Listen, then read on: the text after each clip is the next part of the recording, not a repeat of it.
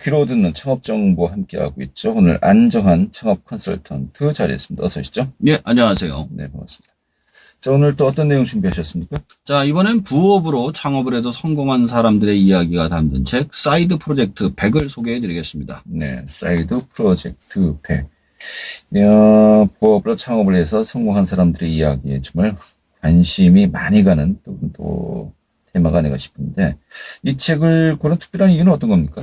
제가 그동안 많은 창업 프로그램이나 창업의 원칙에 대해서 소개해 드렸는데 대부분의 경우 어떤 창업을 어떻게 하냐는 질문을 많이 받았습니다.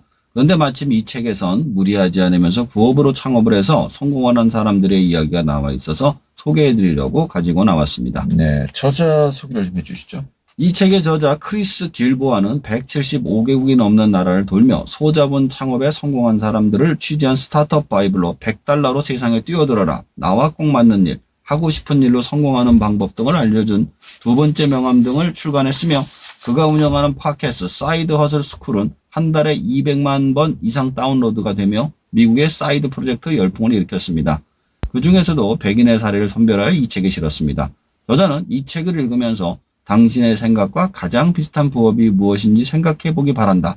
그리고 작게라도 우선 시도하라고 전화합니다. 네, 작게라도 우선 시도하라.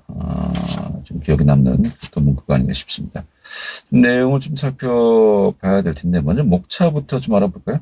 자, 목차를 통해서 소개를 해드리는 게 좋을 것 같습니다. 1장, 부업으로 돈을 버는 사람들. 2장, 아이디어는 어디에나 있다. 3장, 이미 갖고 있는 기술을 활용하라. 4장, 싸게 사서 비싸게 팔아라. 5장, 당신이 알고 있는 것을 가르쳐라. 6장, 사람을 모으고 커뮤니티를 만들어라. 7장, 손재주를 발휘해 돈을 벌어라. 8장, 수입을 자동화하는 시스템을 만들어라. 9장, 돈 걱정 없이 세계를 경험하라. 10장, 먹고 마시고 은행 계좌를 불려라. 11장, 선한 영향을 베풀면서 돈도 벌어라.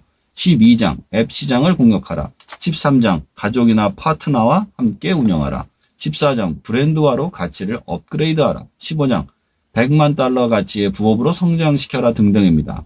각 장에서 5개에서 많으면 10개 이상의 실제 부업 사례들이 나오고 있습니다. 네, 이 분류 항목, 이 챕터가 굉장히 많네요. 이걸 다 소개해 드릴 수는 없는 것이겠고, 이 중에서 좀 핵심 부분만 좀 골라서 소개해 볼까요? 예. 오늘은 일단 부업으로 돈을 버는 사람들의 이야기를 해드리는 게 좋을 것 같습니다. 이 장에서는 첫 번째로 양초 판매로 연 $40,000를 벌어들이다. 두 번째, 긍정적인 아침 습관을 만들어준 친구들. 세 번째, 슈퍼볼에서 챔피언만큼 버는 승부원. 네 번째, 애완용 닭조끼 진짜 있는 물건이다. 다섯 번째, 이케아 배송비를 확 줄여드립니다. 여섯 번째, 제빵 수업이 가져던 $170,000. 마지막엔 사이드 프로젝트 연구소에서 부업이란 무엇인가라는 이야기가 나옵니다. 네, 알겠습니다. 좀 이 부분들 살펴보겠습니다. 자, 먼저 첫 번째 주제, 양초 판매로 연 $40,000를 벌어들인다. $40,000. 우리 돈으로 치면은 4,500만 원, 한 5천만 원 가까이 되는 돈인데, 이게 이제 부업으로 번다는 거 아니겠습니까? 예. 굉장히 흥미롭습니다. 이거 어떤 내용을 담고 있습니까? 자, 사우스캐롤라이나주 찰스턴에서는 마크 게스킨스 씨는 주방기기 대여 사업을 운영하며 결혼식 연회에 주방기기를 대여하는 일을 하고 있었습니다. 누구나 알다시피 봄과 가을의 웨딩 시즌에는 호황을 누리지만 한여름과 겨울에는 수요가 크게 줄어들죠. 그런데 이 사업조차 그가 원래 바텐더로 일을 하면서 임시로 운영하던 부업이었습니다. 그런데 그가 일하던 바에 불이 나면서 주방기기 사업을 본업으로 하게 되었습니다. 이래서 부업이 필요하다고 책에서는 이야기하죠. 어쨌든 웨딩 시즌이 아닌 시기에 수입을 보충하기 위해서 마크는 또다시 새로운 부업을 시작했는데, 네. 지역업체 한 곳에 도매로 양초를 구입해 아마존에 납품을 하는 일이었죠. 그가 업체에 주문을 하면 업체에서 아마존 창고로 납품하고 아마존이 납품하는 창고에서 직배송 시스템이었습니다. 근데 판매를 하다 보니 남성 고급 매장에 260g짜리 양초가 $85에 판매가 되는 것을 보면서 자신만의 브랜드를 만들기로 결심하죠. 그리고 스스로 양초를 만들기로 결심합니다. 문제는 자신이 양초를 만들 줄 모른다는 사실이었죠. 네, 정말 말 그대로 아무것도 모르는 건데 시작이 된 거였군요. 그렇죠. 자, 나중에 또 양초를 만드는 법을 배우게 된다는 건가요? 그렇습니다. 이게 캔들 사이언스라고 하는 곳에서 양초를 만들게 배우는데 이게 유튜브예요. 거기서 각종 시험을 통해서 200여 개에 넘는 양초를 만들어서 친구들에게 만들어 주었습니다. 처음엔 하얀색 왁스가 담긴 유리병에 넣었다가 판매에 실패를 하고 용기와 레이블을 바꾸면서 매출이 증가하기 시작해 2년 차에는 4만 3천 달러를 기록했다고 합니다. 그 현재 목표는 매달 꾸준히 5천 달러를 기록하는 것이라고 하네요. 현재 주방기기 대여사업과 같이 매출을 증대하고 있다고 합니다. 네, 부업이 있지만 또 그 부업을 성공시키기 위한 또 노력의 과정이 또 있었군요. 자, 그리고 슈퍼볼에서 챔피언만큼 버는 승무원. 이 슈퍼볼은 정말 또 미국적인 문화가 가득한 또 스포츠 축제 아니겠습니까? 그렇죠. 여기에서 챔피언만큼 버는 승무원. 또 승무원이 무슨 또 연관이 있는가 싶기도 한데 어떤 내용입니까? 자, 51살의 승무원 스테파니 리버스는 2010년 일하던 항공사에서 해고당한 후 방문 판매도 해보고 성형수술 홍보도 하다가 자동차 영업을 시작하고 그해 말까지 일을 하고 그만두죠. 정말 이것저것 다 했군요. 그렇죠. 예. 이제 돈 되는 거 다 해본 겁니다. 근데 그 다음에 슈퍼볼 시즌 동안 단기 임대를 주선해주는 회사에 취직을 하게 됩니다. 근데 회사의 대우가 좋지 않아서 그만두고 그 프로그램을 그대로 가져나와서 더 나은 방식으로 사업을 직접 운영하기로 하죠.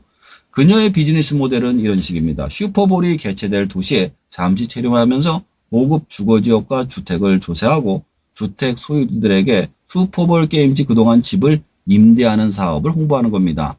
이런 식으로 주택 소유주와 방문객을 연결함으로써 스테파니는 수익을 올리게 되는 겁니다. 네, 이 개념부터 다시 한번 좀 정리를 하죠. 자, 슈퍼볼이 매년 미국 내에서 지역을 옮겨가면서 열립니다만은 그 경기를 보기 위해서 많은 관중들이 오게 되고요. 그렇죠. 또 그 지역은 뭐 매년 또 숙박난이 이제 벌어지는 것이겠죠. 그렇죠. 기존에 뭐 호텔이나 이런 그 시설론이 부족하기 때문에 일반 가정집을 예. 임대해주는 사업을 이제 연결시켜 준다는 것인데, 그렇죠.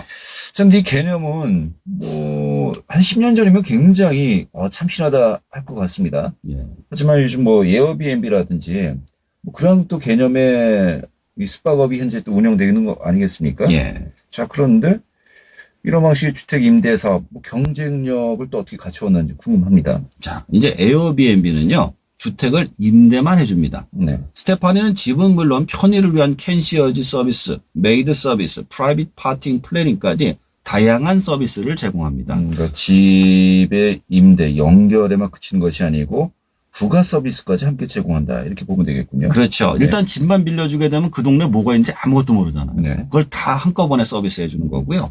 사업 시작 후 지금까지 콘도부터 침실 5개의 저택까지 하루 임대료 $1,000에서 $3,000까지 매년 60건이 넘는 계약을 성사하고 있습니다.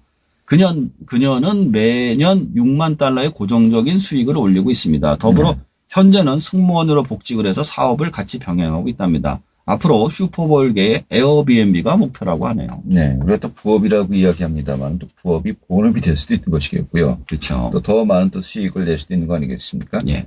자, 이 책에서 말하는 부업의 정의 좀 어떻게 내리고 있습니까? 자, 이 책에서 먼저 다음과 같은 것은 부업이 아니다라고 이야기합니다. 9시에 출근해 5시까지 근무해야 되는 파트타임이나 직장, 충분한 보상 없이 에너지만 빼앗기는 일, 취미 등 즐거움과 재미를 추구할 뿐 돈을 벌겠다는 목표가 없는 일은 부업이 아니라고 합니다. 네. 그러면서 이것은 부업이시다라고 이야기를 해줍니다.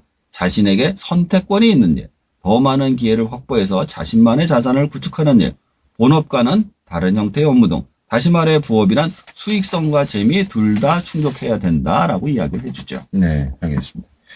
어떻게 보면은 처음 그 목차를 소개해 주었을 때 그 목차 내용만 보더라도 어느 정도 큰 틀에서 이해가 된 것 같습니다. 뭐 아이디어는 어디에나 있다. 그리고 또 이미 갖고 있는 기술을 활용하라. 내가 알고 있는 것을 가르쳐라. 또 이제 이 선한 영향력을 베풀면서 돈도 벌어라. 이게 뭐 세부적인 내용을 우리가 또 좀 더 살펴봐야 되겠습니다만은 또 이런 방식으로 내가 좀 부업을 구상할 때 활용할 수 있겠구나라는 팁은 분명히 또 우리가 도움이 될 것 같습니다. 이 책에 대한 총평을 해본다면 어떻게 할 수 있을까요? 제가 이제 컨설팅을 하다 보니까요. 많은 분들이 창업에 뛰어들어서 영혼까지 끌어모아서 하다가 다시는 회복할 수 없는 타격을 받고 실패하는 걸 많이 보았습니다. 네. 창업을 항상 실패의 가능성이 생존의 가능성보다 높기 때문에 만약 창업을 생각하신다면 이처럼 간단하게 부업으로 시작을 하셔서 확장을 하시는 게 좋습니다. 앞으로도 이 책에 나온 부업들의 좋은 사례를 소개해 드릴 생각입니다. 네, 또 장점이 이런 것 같습니다. 뭐 부가 수입을 올린다는 측면에서도 굉장히 매력적입니다만은 본업이 잘못되었을 때, 예. 그 어떤 뭐 최악의 상황에서 벗어나기 위해서 일단 부업으로 어떤 방향 전환할 수 있는 거 아니겠습니까? 그렇죠. 그게 항상 미리 준비되어 있다는 것, 그것도 굉장히 필요한 것 같네요. 알겠습니다. 오늘 이렇게 정리해야죠. 잘 들었습니다. 감사합니다. 네, 안정환 창업 컨설턴트였습니다.